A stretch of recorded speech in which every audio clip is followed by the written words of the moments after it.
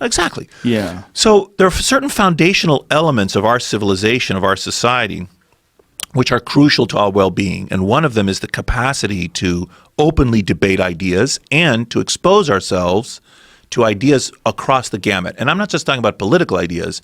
I'm talking about scientific ideas. Yes. So how are we going to win the battle against anti-vaxxers? Like, how are we going to persuade people who believe that vaccines kill people, for which there's no scientific evidence, that they're wrong? We could imprison them, right? That's force. We could vote, which is sort of what we're doing. We're saying, okay, well, you're a minority group who believes these things, so we're not going to allow you to control policy. Or we could try to win the battle of ideas and persuade them. Ultimately, that's the only path that's, in my view, that gets us to where we want to be. Yeah, and just an honest assessment of the actual data, like what we really know, and understanding how these scientists come to these conclusions. But the problem is these echo chambers where people get involved with online that magnify all of these beliefs, and you get radicalized. I mean, I've seen also it. True. People get involved in these Facebook groups, these anti-vax Facebook groups, or all sorts of different things. I mean, that's how these flat Earth people get going. Yes. They start listening only to people that are involved in this circle. They don't have a greater understanding of the science involved. Yeah. And Did you just see? I just saw online. There's a cruise to the cruise for flat Earth. I don't know if you saw it. To the ice wall. Yeah, the ice wall. I thought that's a new wrinkle, because the old flat earthers used to think that the water was shown falling off the disk of the Earth, like the edge of the Earth, it was just a disk. Mm-hmm. Now the new theory that there's an ice wall actually it's kind of not falsifiable. That is to say, you could get on a cruise and sail to the edge of the Earth, and you would find a wall of ice there. So Antarctica. Sure. So you think, it's flat. In other words, they have redefined their theory to make it so that you can't disprove it, right? You don't get to an edge. There's no edge. There's an ice wall is what they're saying now. Anyway. Are you aware of hashtag space is fake? No, I'm not. I have to say I've not exposed myself to that set of ideas. Space. There's a bunch of people that believe that space is fake. Okay. That it's not real. That there's no real space. And that there's like lights up there.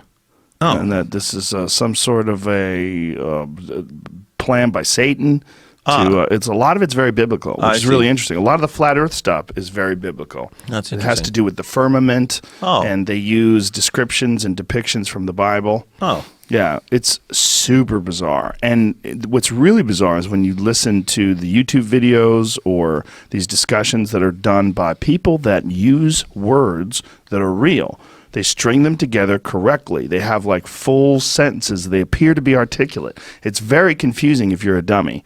If you listen to those, you go, wow, this guy's making a lot of sense. He's not.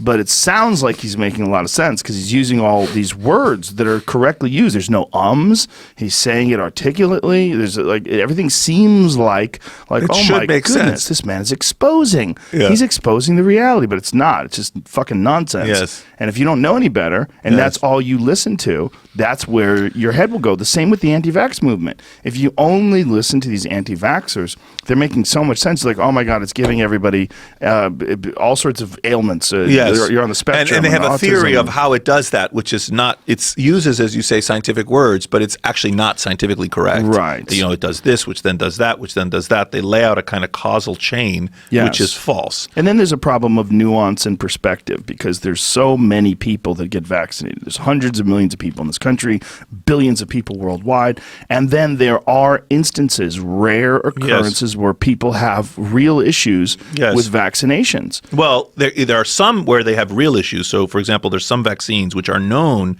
to cause certain neurological conditions. Rarely, 1 out of a million or 1 out of 100,000 vaccinations. More commonly is the situation in which you have vaccination is so common, everyone is getting vaccinated, and often that occurs near to an occurrence of some other rare condition, and people associate the two. They think, because of the vaccine this happened. No, it's a coincidence.